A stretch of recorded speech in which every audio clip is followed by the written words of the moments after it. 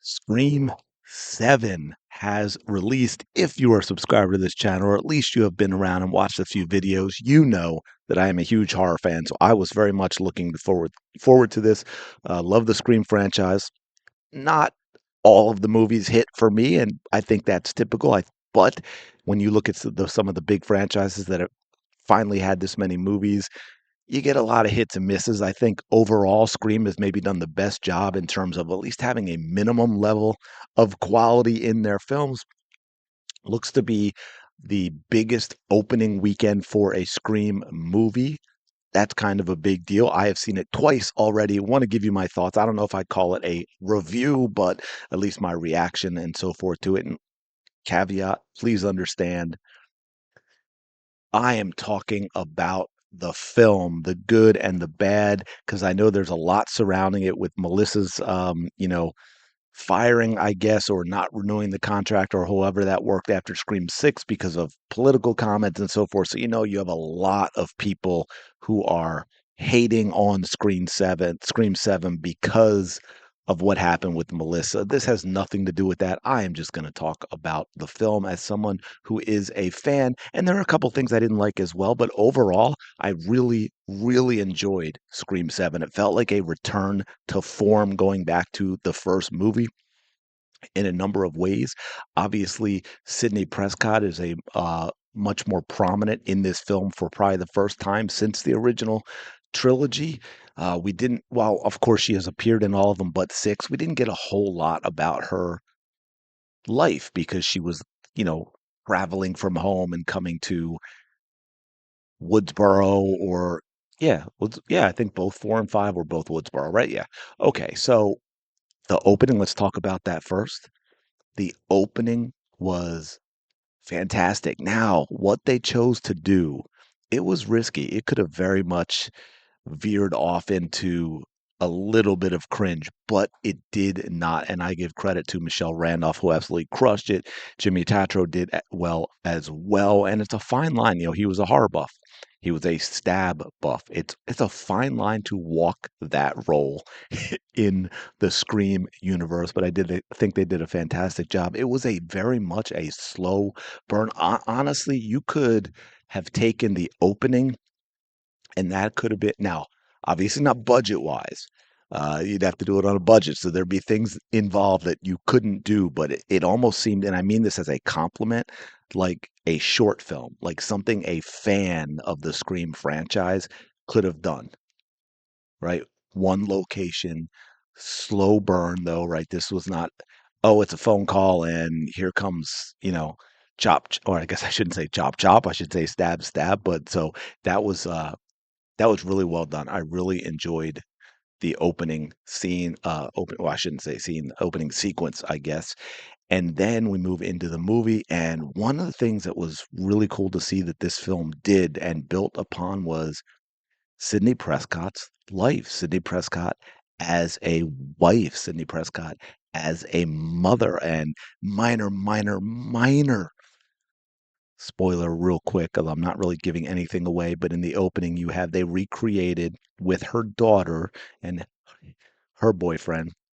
They sort of recreated the Billy sneaking into the bedroom window thing, but of course, Sid's too smart for that. So anyway, uh, Courtney Cox returning as Gail was great. This was a great film for Gail, and it's wild because she's not actually in it a ton, but she had massive impact. Her entrance was epic. Later on, her and Sid have a fantastic emotional scene together. There are, for those of you that enjoy them, there are a couple of great chase scenes in this movie. Think a la Sarah Michelle Gellar back in Screams 2, Sarah Michelle Gellar, and I Know What You Did Last Summer. I'm not saying they ended the same way, but a lot of people love a well done chase scene in a horror movie like this, and we got it. Uh, I want to talk about a couple of minor things before we get back into some other positive stuff. And this didn't bother me that much, but I know it did other people.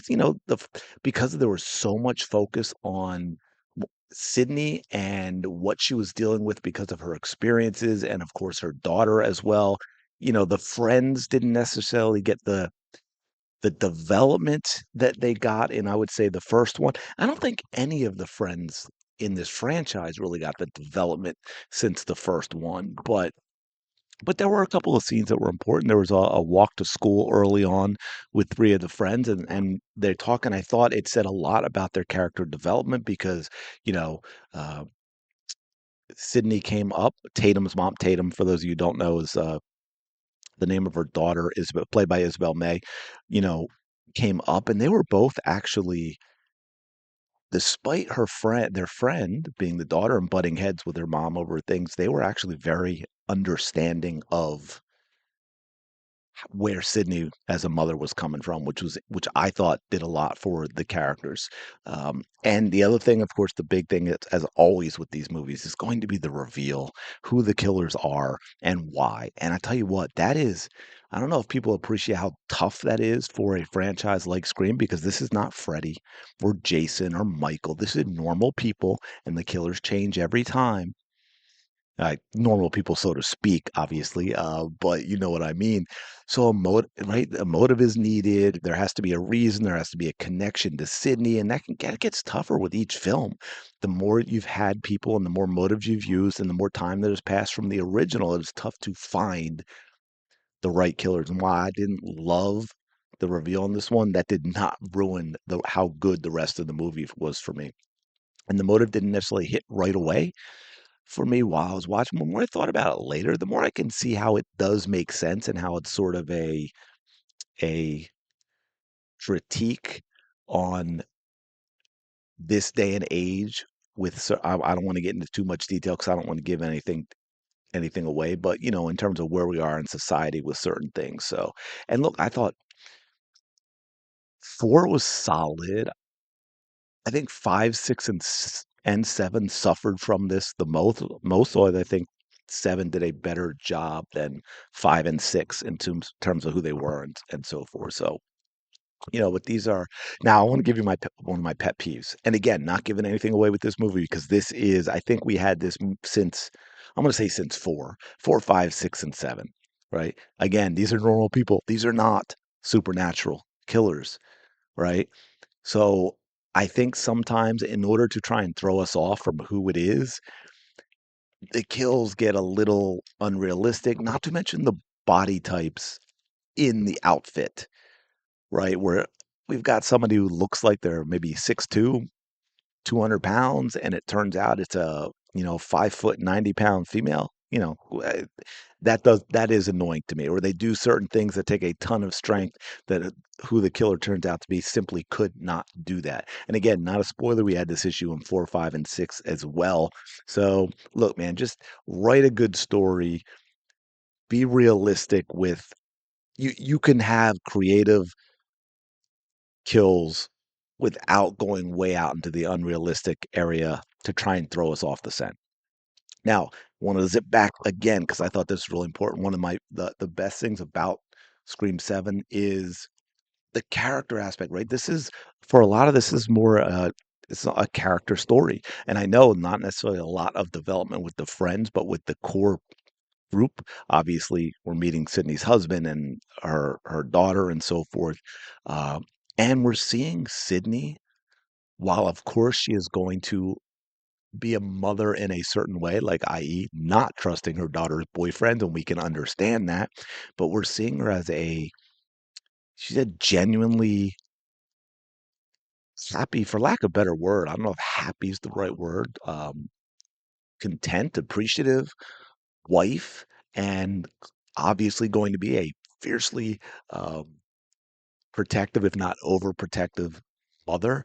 Uh, the family thing was such a refreshing surprise for me because the family was so normal, so nuclear family normal. The husband was so normal, a good man, a good husband, a good father, a tough father who was going to protect his wife and protect his kids. So yes, we had a loving, protective husband and father, married,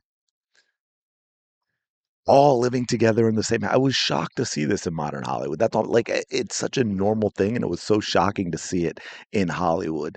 But there was just something so cool about being able to finally see the life that Sidney Prescott built and laughing with her husband and being this mama bear protector of her daughter, and it was earned, obviously, all these years, and it was earned, and the relationship between Sydney and Tatum, obviously named after Rose McGowan's Tatum from Scream 1, was so good and so realistic and so well written and so well acted, and they had such a great chemistry together, and they had their issues because well, first of all, just because her daughter's 17, but then you get she's the daughter of Sidney Prescott, and yes, she knows all of these things, but she doesn't know really about her mom's life because, of course, Sydney doesn't want to talk about it. So the daughter will ask, and Sydney will deflect, and it becomes this thing that they butt heads on, but in a very normal, natural way. They don't, it doesn't go over the top. The daughter isn't this over the top, insane, rebellious kid who's doing all these terrible things.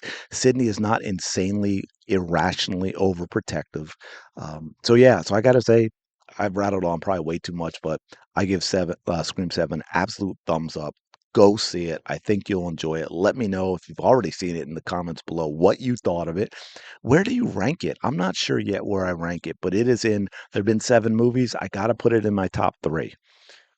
Number one's always gonna be number one, but I'm not sure what I'm gonna rank it. But let me know your thoughts. Appreciate it. Smash the like button, subscribe to the channel. Go have a fantastic day. I will talk to you later.